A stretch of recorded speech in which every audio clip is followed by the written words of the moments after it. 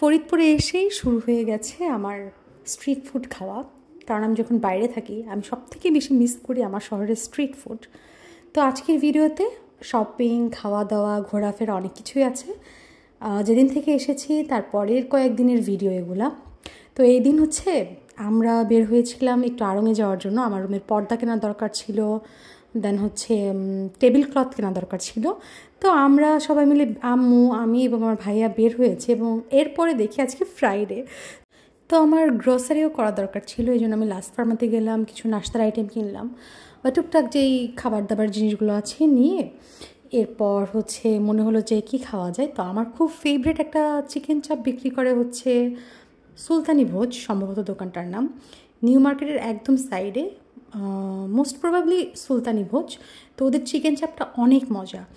আর আমি যখন বাইরে থাকি, আমি যেখানেই খাই না কেন ওদের এইটাকেই আমি মিস করি। তো ভাবলাম যে আচ্ছা ঠিক আছে, এটা খাওয়া যাক।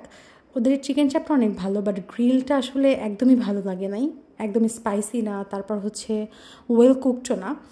তো আমি চাপটাই খেয়ে ফেললাম। এটা আসলে অনেক মজা, কোয়ান্টিটি অনেক ভালো পরিমাণে দেয়, 150 টাকা দাম, বেশ স্পাইসি, খেতে ভালো লাগে।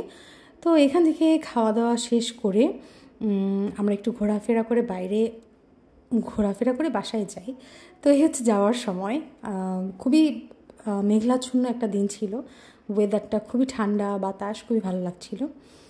তো এরপর আমরা হচ্ছে বাসায় আসলাম, একটু আইসক্রিমও খেলাম। এটা তার পরের দিনের ভিডিও, তারপরের দিন না, কোনো একদিনের ভিডিও। মোহনার সঙ্গে আমি বের হয়েছিলাম, তো ওই দিনও ওয়েদারটা খুবই ভালো ছিল, একদম মেঘাচ্ছন্ন আকাশ, ঠান্ডা বাতাস। তো আমরা গেলাম হচ্ছে বেক্সভিলে, ওদের একটা লাস্সি টেস্ট করলাম। ওদের ক্রিম অফ মাশরুম স্যুপটা অনেক ভালো, আর এছাড়া ওদের কাবাবের আইটেমগুলোও বেশ মজা। তো এখানে আমরা বেশ কিছুক্ষণ বসলাম, আড্ডা দিলাম, খাওয়া দাওয়া করলাম, কিছু ছবি তুললাম। এরপর আমাদের জাতীয় ঘোরার জায়গা, যারা ফরিদপুরের মানুষ আছি, সেটা হচ্ছে রাজেন্দ্র কলেজ। তো ডিগ্রি শাখায় দেখলাম যে স্টুডেন্টরা পেন্টিং করছিল, যেটা দেখে ভীষণ ভালো লাগলো। এরপর আমরা একটু মাঠের ওখানে গেলাম, কিছু ছবি তুললাম, বাচ্চারা খেলাধুলা করছিল। তো এরপর হচ্ছে আমরা আরও কিছুক্ষণ রিক্সায় ঘোরাফেরা করলাম, তারপর বাসায় ফিরে আসলাম। তো এরপরের দিনের ভিডিও হচ্ছে এইটা। এরপর আর একদিনের ভিডিও, এদিন হচ্ছে আমার হাজব্যান্ড ছিল আমার সঙ্গে। তো আমরা একটু শপিং করতে গেলাম, আমার কিছু টুকটাক জিনিস কেনা দরকার ছিল, এই জন্য একটু কেনাকাটা করতে গেলাম। আর এই ভিডিওটা দেখে আমার ভীষণভাবে আফসোস লাগে না ভালো লাগে আমি জানি না, আমি যে আসলে 10-12 কেজি ওয়েট গেইন করেছি সেটা এই ভিডিওটা দেখে বোঝা যাচ্ছিল যে না, আমি 10-12 কেজি ওয়েট গেইন করেছি।